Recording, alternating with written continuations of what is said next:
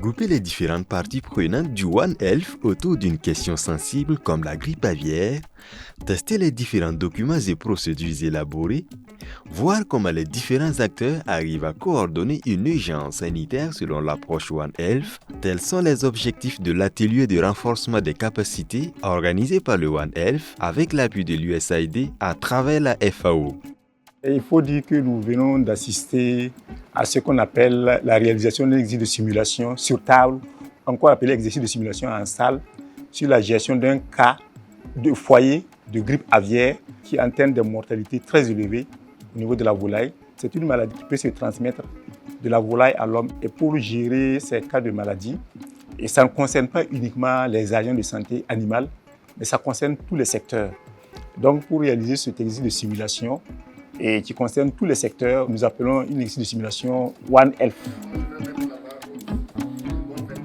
Nous sommes réunis pour un atelier de renforcement des capacités de tous les acteurs qui interviennent dans la lutte contre l'influenza aviaire hautement pathogène. Cet atelier a cette particularité d'être un atelier d'exercice en salle pour pouvoir montrer comment on peut s'entraîner, s'habituer à différentes activités de contrôle de la maladie.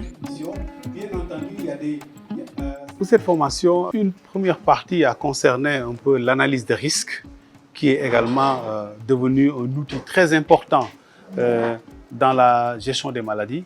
Et deuxièmement, on a donc travaillé sur l'enquête épidémiologique. Quand il y a des suspicions de maladie, il faut diligenter une enquête parce que l'enquête épidémiologique est une urgence pour pouvoir clarifier une situation. Et la fin, ça concernait un peu la riposte, le contrôle de foyer. Après 72 heures de réflexion et de travaux, les participants se disent satisfaits des expériences acquises. Nonobstant ces résultats obtenus, les défis à relever restent énormes.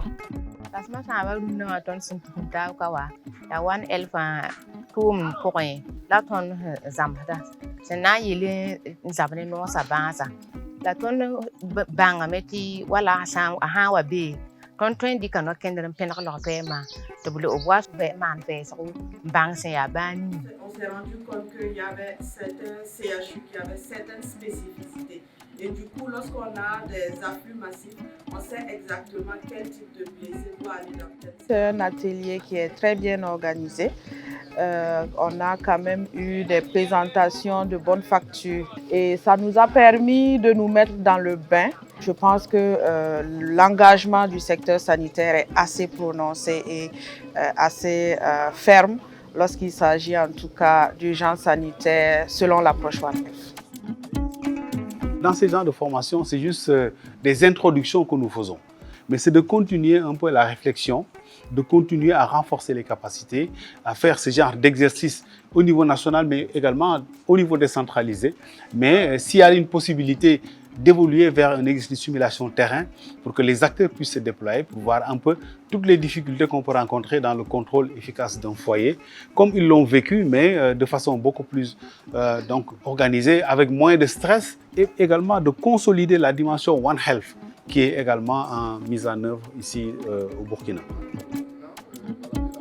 À partir du moment où les participants ont les notions de base donc par rapport à la riposte, il s'agira donc de former, afin d'avoir une masse critique d'acteurs qui soient sensibilisés sur la question et donc permettre en fait au pays d'être prêt pour d'éventuelles menaces par rapport à cette maladie.